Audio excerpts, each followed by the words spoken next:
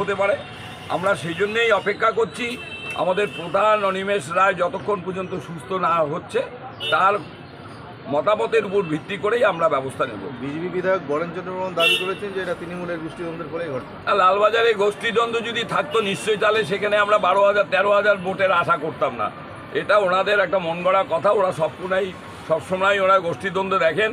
আমি আশা করি এবার লোকসভা নির্বাচনে আমরা এবার বিপুলভাবে জয়লাভ করব এবং গোষ্ঠীদ্বন্দ্ব যদি হতো নিশ্চয়ই আমরা সেই আশাটা করতাম না, সেটা ওনারাও ভালোভাবে জানে। আর লালবাজার বিশেষ করে আমি গ্যারান্টি দিয়ে বলতে পারি আমরা 12,000-এর উপরে আমরা ওই অঞ্চল থেকে লিড নেব। যদি গোষ্ঠীদ্বন্দ্ব থাকতো নিশ্চয়ই আমরা সেখানে 12,000 ভোটের লিড পেতাম না। এটা ওনাদের একটা মন গড়া কথা।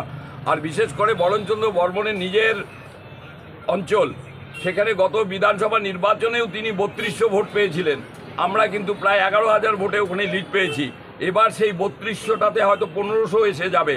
তিনি নিজের মুখ বাঁচানোর জন্য হয়তো সেরকম মন্তব্য করে বসে আছেন। মানে কি আশঙ্কা করছেন যে আপনাদের দলেরই প্রধান কারা এই ধরনের ঘটনা? দেখুন, আমরা জানি প্রতিহিংসা হিসাবে হতে পারে, আবার নাও হতে পারে, সেটা আমরা অপেক্ষা করছি আমাদের প্রধানের বয়ান থেকেই। তিনি সুস্থ হয়ে গেলে বা কথা বলার মতন পরিস্থিতি হলে নিশ্চয়ই আমরা তার কাছে কথা শুনে নেব এবং শুনে নিয়ে আমরা পরবর্তী পদক্ষেপ গ্রহণ করব।